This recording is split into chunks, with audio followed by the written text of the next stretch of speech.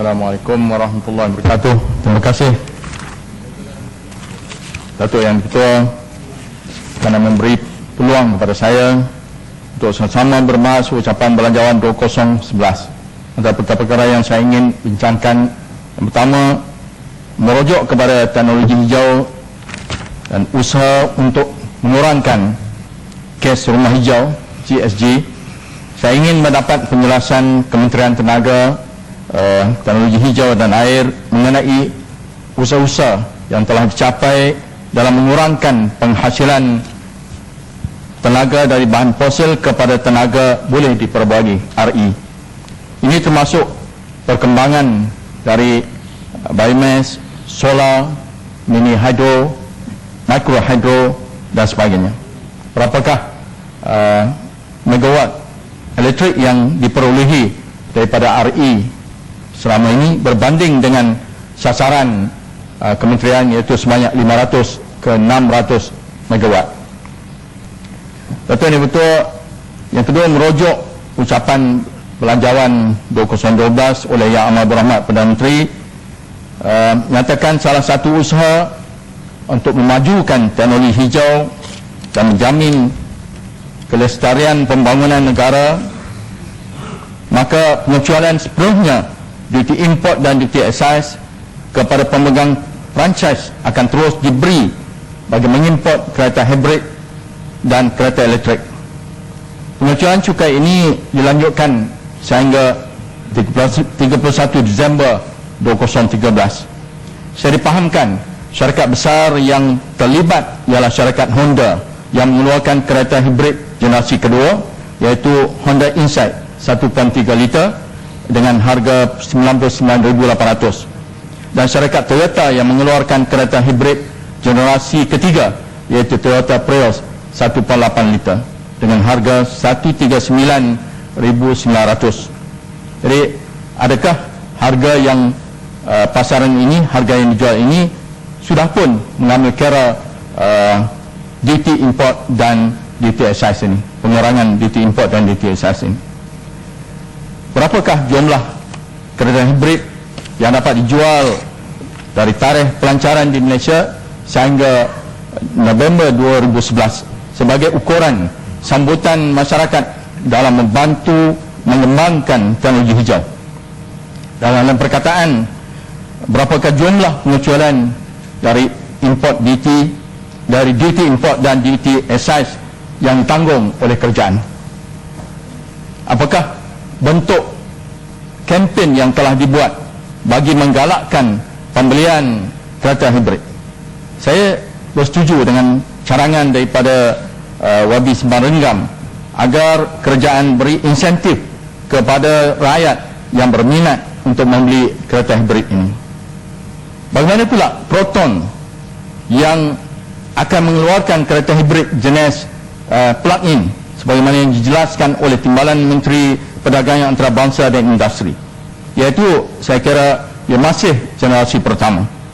Kenapa Proton tidak terus mengeluarkan kereta hibrid generasi ketiga, walaupun harganya nanti mungkin lebih tinggi sedikit, tetapi tidak akan menyusahkan rakyat yang masih sayang dengan Proton dengan atas semangat buy Malaysian product?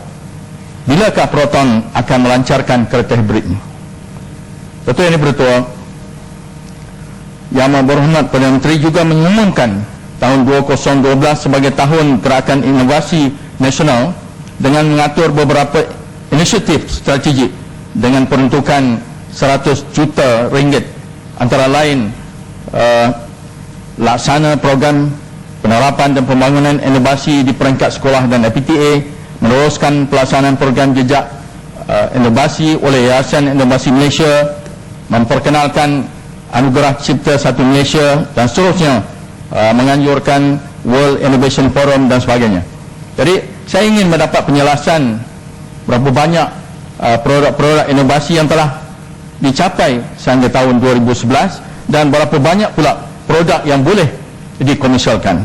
Saya berharap peruntukan 100 juta ringgit ini dapat dimanfaatkan dengan baik dalam proses mengkomersialkan produk inovasi. Dalam lawatan saya ke pameran inovasi tahun lepas, banyak rungutan yang timbul oleh penyelidik bahawa mereka tidak mendapat peruntukan daripada kerajaan untuk R&D dan untuk membangunkan projek mereka. Saya risau peruntukan yang sebanyak ini hanya untuk menganjurkan program-program yang dirancang dengan kos yang besar dan untuk memberi insentif atau hadiah kepada yang berjaya menghasilkan produk inovasi, tetapi produk inovasi ini tidak sampai ke peringkat pengkomersialan. Sebagai contoh, satu masa dulu seorang bernama Zulkifli yang berjaya mengeluarkan produk inovasi, tapi sejauh mana kerajaan membantunya dalam mengkomersialkan produk inovasi. Tuan Datuk Yang Bertua, mengikut dasar Agro Makanan Negara 2011 hingga 2020, antaranya melalui program ladang kontrak bagi memastikan bekalan produk makanan mencukupi yang akan dikendalikan oleh PAMA, di mana hasil keluaran akan dipasar terus ke pasar tani seluruh negara. Saya dipahamkan 4,500 usahawan tani akan terlibat dengan keluasan tanah 7,000 hektar. Saya sangat risau berdasarkan pengalaman lepas, usaha gigih petani-petani akan jadi hampa sahaja kerana PAMA tidak mampu membantu memasarkan produk pertanian mereka. Saya kira pasar tani sahaja tidak cukup untuk memotivasi usahawan tani untuk maju mengeluarkan produk mereka. Kenapa PAMA tidak membantu petani memproses produk mereka sama ada melalui pembungkusan, packaging yang baik seperti produk sayur-sayuran, proses mengetin hasil buah-buahan, atau menukar kepada produk-produk lain seperti jam, paste, jus dan sebagainya, dan produk-produk mereka ini mampu bersaing di pasaran tempatan seperti di supermarket dan boleh dieksport keluar negara. Tapi yang betul, Yang Amat Berhormat Perdana Menteri juga menyebut bahawa banjir merupakan bencana utama negara dan setiap tahun kerajaan membelanjakan 1 bilion ringgit bagi menampung kos kerugian dalam pelbagai aspek kehidupan. Malangnya, bagi saya lah, sebagai ahli Parlimen Hulu Langat, peruntukan 1 bilion ringgit akan akan digunakan untuk tebatan banjir hanya di Perlis, Perak dan Johor.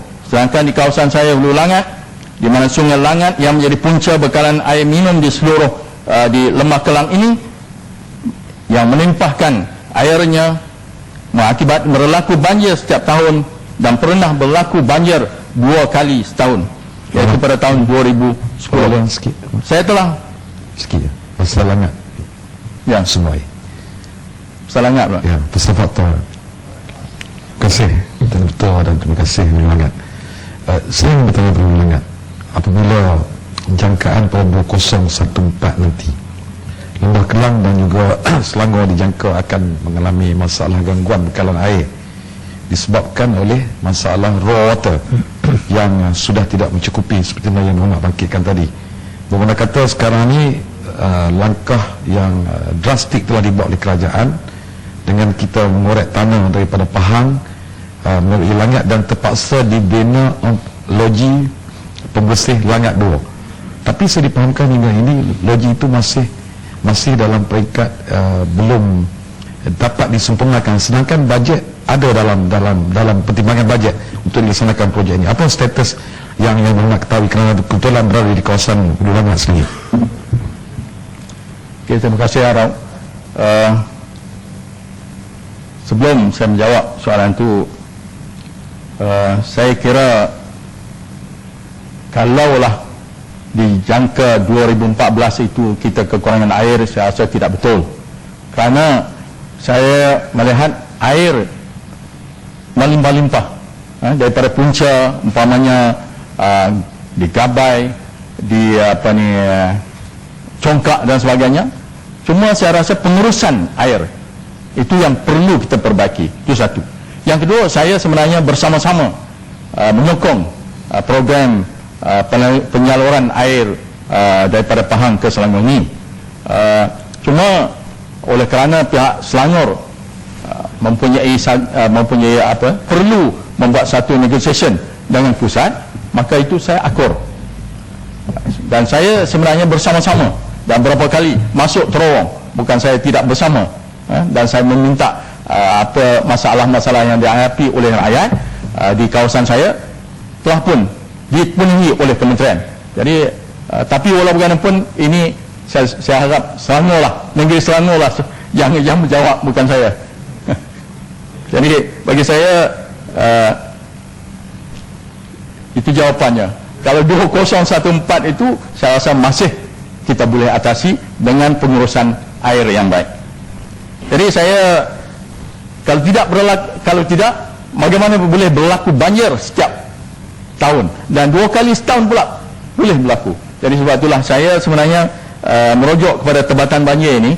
Saya dah bangkit perkara ini 2-3 kali sejak daripada 2008, dan alhamdulillah sedikit saja tebatan banjir yang dibuat, tetapi di tempat yang di mana berlaku banjir yang agak serius, iaitu di kampung Sungai Serai, daripada 2008 sampai sekarang tidak dibuat apa-apa. Jadi saya merayulah kepada Kementerian Sumber Asli dan Alam Sekitar, dan saya melihat bajet pembangunan iaitu sebanyak 1.44 bilion. Saya harap kementerian dapat memberi peruntukan itu sedikit untuk dibuat tebatan banjir di kawasan yang serius, umpamanya di kampung Sungai Serai ini.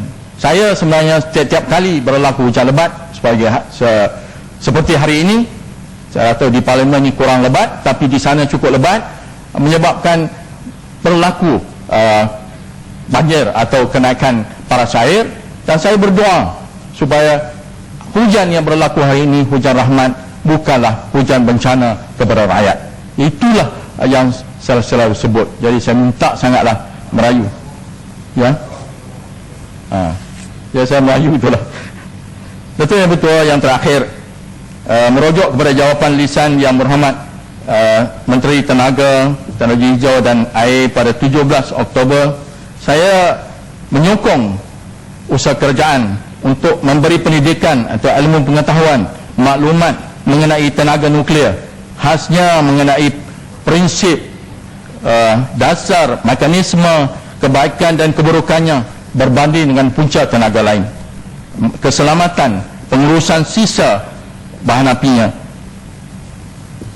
dan begitu jugalah teknologi nuklear amnya yang mungkin rakyat tidak tahu, banyak kita jalankan atau kita gunakan di dalam negara kita.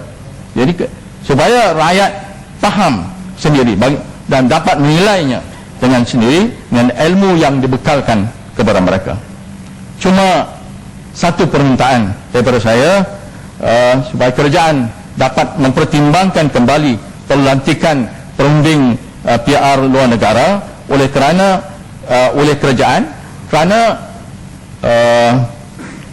negara kita sebenarnya mempunyai banyak pakar-pakar nuklear dalam berbagai-bagai bidang yang ada di agensi nuklear, ada di lembaga pelaksanaan tenaga atom, dan ada di hampir ke seluruh universiti tempatan. Jadi itulah harapan saya, supaya kalau telah pun dilantik, maka saya berharap perkara ini dapat dipertimbangkan kembali, dan berilah peluang kepada pakar-pakar tempatan untuk membuat program-program pendidikan kepada rakyat. Sekian saja, terima kasih.